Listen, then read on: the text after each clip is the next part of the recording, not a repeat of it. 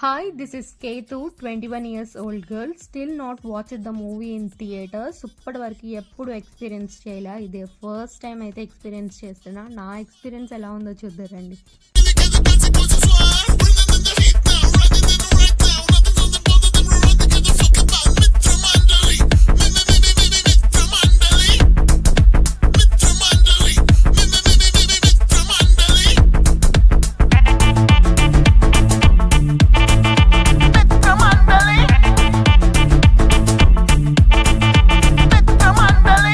ఇదే నా first theatre experience కాబట్టి కొంచెం బాగా అనిపించింది. అపార్ట్ ఆఫ్ దట్ ఇంకేది బాలా.